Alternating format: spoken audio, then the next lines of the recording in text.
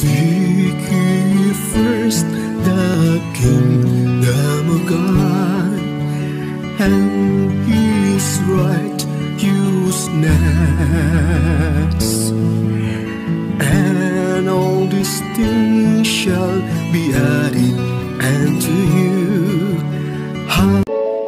O Diyos, Ikaw ang laging hanap.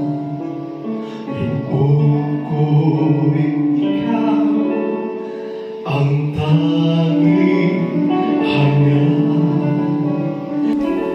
Sa isang awitin, ano pala ang kaloob ng tao? Ano pala ang nandun sa loob ng tao? Dahil sinasabi ng awiting ito, kung ang kalooban ng tao ay nandyan, ang Diyos, ang kabutihan, ang pagmamahal at habag-awa ng Diyos, sabi ng awiting ito, na umaapaw akong parang tigan ng lupa sa tubig ng iyong pag-aaruga, na para bagang pag nandyan ang Diyos sa kalooban ng tao, ang kanyang pagmamahal, habag at awa niya, umaapaw ito sa kasayahan, sa kagalakan, na parang tubig ng nag-uumapaw. At sinasabi pa ng awitin, pag nandyan ang Diyos sa kalooban ng tao, ikaw ay pagmamasdan sa dakong banal, nang makita ka ang iyong karangalan. Dalangin akong nakataas sa aking kamay, magagalak na sa awit at papuri na inaalay. Mga kapatid, naalala ko po yung nagkakaroon ng salot o talagang matinding El Nino in the 80s doon sa aming bayan sa Leyte. At dahil matinding El Nino ito, talagang for how many months or even siguro umaabot tayo ng isang taon na napakitinding init. At yung mga tao sa aming bayan ay nahirapan na paghanap ng tubig na may inom o even panglabaman lamang. May isang matanda sa aming bayan na nagsasabi na sa dakong iyon, sa bandang iyon ng bulubundukin, may isang bukal na nakatago. Ngunit itong bukal na ito, itong balo na ito, nandoon yung bukal, ay hindi na natin makikita ngayon dahil tinatapunan na ito ng mga basura. Ginagawa ng basura yung balo na yon. Sa pag-ikot ng panahon, yung mga tao na malapit doon sa balon, tinatapunan at tinatapunan ng basura hanggang ito ay napupuno. At nung nagkaroon ng matitinding init o El Nino, sabi ng matanda, kung gusto ninyo magkakaroon ng tubig na hindi ito maubusan, huhukayin ninyo ito. At yung ang ginawa ng mga tao, dahil talagang nahirapan sa paghanap ng tubig, pupunta pa sa mga malayong lugar para makahanap ng tubig, hinuhukay nila ito. At sa paghukay nila, talagang lumalabas yung mga basura. Ang daming mga basura at nung hinuhukay at hinuhukay yung mga basura, doon nakikita unti-unti yung bukal. Ngunit nung nakita nila umpisa, napakadumi ito. At nakikita nila na lumilinaw na yung balo na yon, na nandoon yung bukal. At doon nakikita nila na ito pala ay talagang napaka-fresh na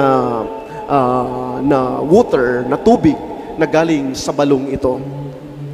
Ngunit ang nakapag-agaw pansin naman ng mga tao, nung kinukuha itong mga basura ng mga tao, tinatapon na lamang kahit saan-saan. Na para bagang, yes, lumilinis, nakakuha tayo ng tubig doon sa bukal na yon, ngunit yung mga basura namang nakuha natin, ilang sako yung basurang nakukuha doon sa bukal na yon o sa balon na yon, tinatapon naman kahit saan-saan. At sabi ng isa na nakapansin dito, ano kaya kung yung mga basurang iyon na hinuhukay natin o nahukay natin doon sa balon, i-recycle natin para hindi sayang, para hindi naman maging basura din po sa ating kapaligiran. Tayo lang po ang kawawa. Mga kapatid, napakaganda po itong pangitaing ito. Napakaganda po itong imahin ito na maiugnay natin sa spiritual nating buhay. Na pag minsan sa ating buhay, hindi na natin nakikita yung kabutihan. Hindi na natin napapansin kung ano yung niluloob ng kalooban natin na nandyan ang Diyos. Dahil pagminsan, nandoon na yung, hindi lamang pagminsan, ang iniimbak natin sa ating mga puso na parang isang balon ay mga basura.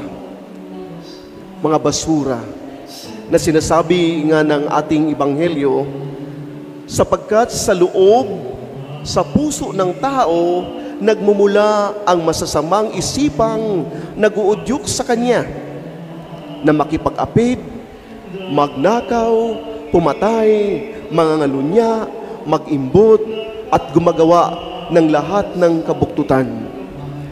Para bagang ang lahat ng ito ay mga basura sa puso ng isang tao. Pag itong mga basurang ito nandyan sa puso ng isang tao, ang kabutihan hindi na mapapansin. Hindi na lumalabas ang napaka-prisko o napakagandang tubig na galing sa bukal dahil nakaimbak doon ang mga basura. That's why mapapansin natin na pag minsan napapakinggan natin ang mga kapatid natin o sa kanilang mga gawa, na hindi na natin nakikita ang kabutihan, hindi natin napapakinggan ang mga salita ng Diyos dahil ang niluloob ng ating mga puso ay mga basura na lamang. Kung hinarap natin ang mga hamon sa buhay, pag itong mga nakaimbak na mga basura sa puso ng tao, sa puso natin ang nandyan, ang lumalabas ay hindi ang kabutihan dahil ito ay binabalot ng mga basura. Kung nais natin na makikita ang kabutihan ng bawat isa, kabutihan natin, makikita natin ang kalooban ng Diyos sa bawat isa, kailangan tatanggalin natin yung mga basurang iyon. Tatanggalin natin yung mga basurang iyon. At wag lang naman natin, pag natatanggal na ito, hindi lamang natin itatapon kahit saan-saan. Dahil ang nangyayari, nakakapulyot din po ito sa kapaligiran. Kailangan nating maging beneficial din po yung mga basurang iyon. Paano yun maging beneficial sa buhay ng tao, ang mga basura, na basura na nga yan? Diba, pag recycle, tinitingnan natin, yes, basura ito, ngunit magpapaalala ito sa akin kung ano yung ginagawa ko. May natutunan ako dito sa basurang ito. Para hindi na ito magiging basura, marirecycle ko ito.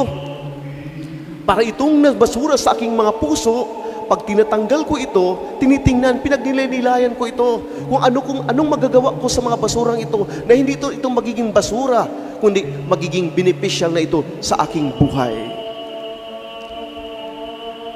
Sa ating Ebanghelyo, lumalapit at mga Hudiyo kay Jesus. Makikita natin na dala-dala nila ang kanilang mga sariling basura. Kung ano nandyan sa kanilang puso, ito ay lumalabas. Nung nakita nila ang mga alagad ni Jesus na kumakain, na hindi naguhugas ng kamay, tingnan natin, tinitingnan lamang nila ang panglabas. Hindi naguhugas ng kamay ayon doon sa kanilang kautusan, ayon doon sa mga tinuturo ng kanilang mga ninuno. Lumalapit at sinasabihan pa si Jesus, bakit yung mga alagad mo kumakain na hindi man lamang naghuhugas ng kamay? Actually, hindi man talaga ibig sabihin na hindi sila naghuhugas ng kamay. Yung lamang perspektibo ng mga Hudiyong iyon, ng mga eskribang iyon, na dahil yun ang lumalabas ng kanilang mga puso nila, hindi nila nakikita ang kabutihan ng bawat isa. Hindi nila naunawaan kung sino yung mga alagad ni Jesus. Ang inuunawa nila, yung mga basura nandiyan sa kanilang kalooban. Naghusga. Di ba, Jesus, ang hindi paghuhugas ng kamay ito ay labag sa kautusan ng ating mga ninuno. Basura. Pag nandyan ang basura sa bawat isa, hindi natin nakikita ang kabutihan ng bawat isa. Di ba, pag tinitingnan natin, gamit yung kalooban ng Diyos sa ating buhay. Pag tinitingnan natin yung kapwa natin, yung mga farmers, yung mga magsasaka, pag sila naman talaga po ay kumakain o bago kumakain, pag galing yan sa trabaho, galing yan sa pag-araro, hindi man talaga maputik yung kamay at kumakain sila kaagad. Napapansin ko doon sa mga nakasalamuha kong mga magsasaka, talagang yung mga dumi-dumi nila, talagang winawash-wash nila muna yan.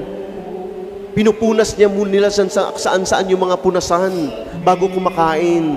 Ngunit, yung mga perspektibo ng mga Hudiyo, mga skriba, ang sa kanila ay iba yung paghuhugas ng kamay. Ang sa kanila, may rito sila na sinusunod. Rito, perspektibo sa buhay. Alam niyo mga kapatid, napakahalaga pong perspektibo. Ang tawag ng perspektibo sa wikang Pilipino ay pananaw. At ang pananaw na ito ay nanggaling ito hindi saan na lamang.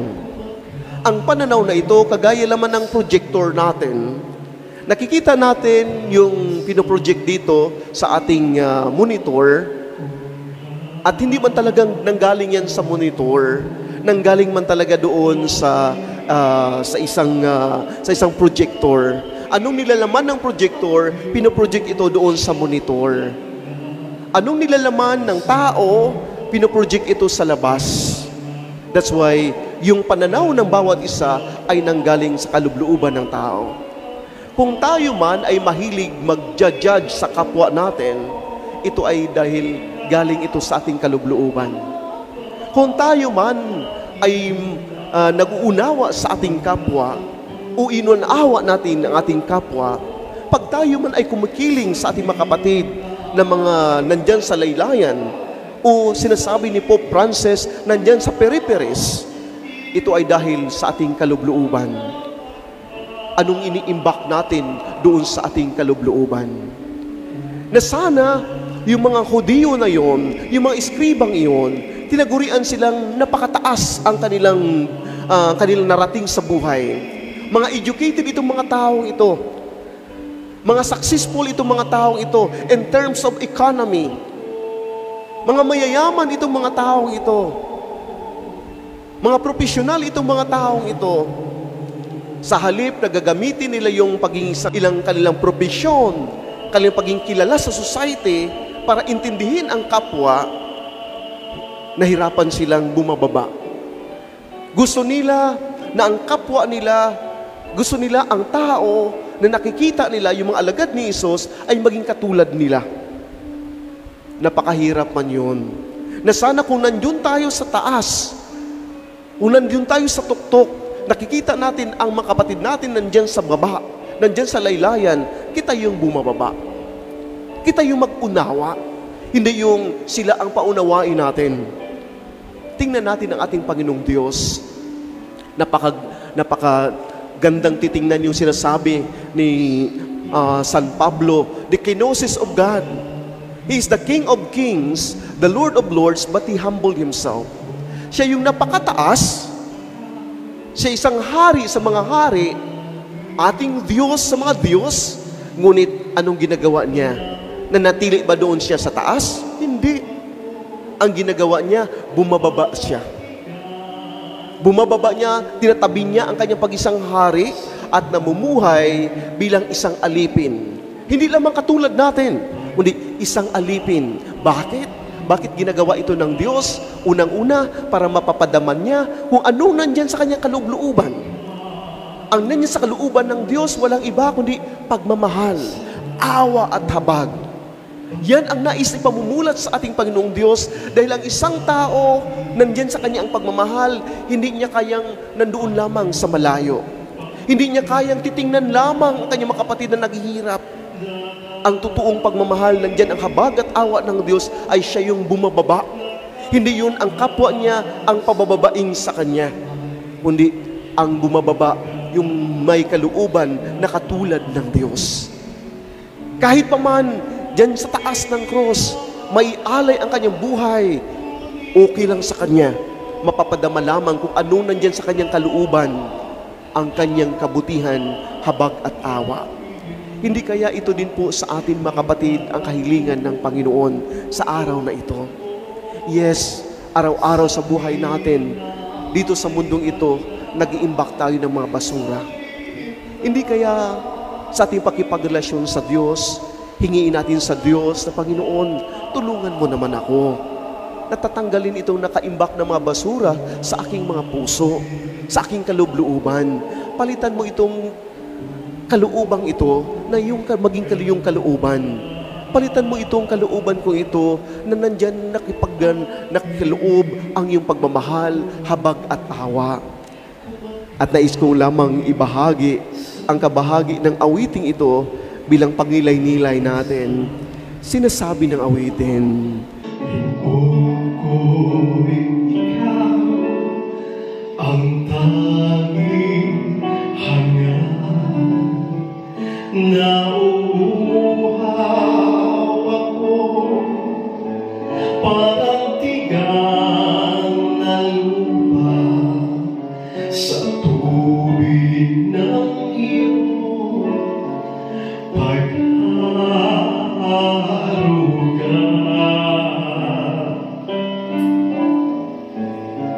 Ika'y pagmamasdan. nang makita ko ang iyong pagkarangal. Yan ang panalangin natin sa Panginoon. Nagabayan tayo ng Panginoon.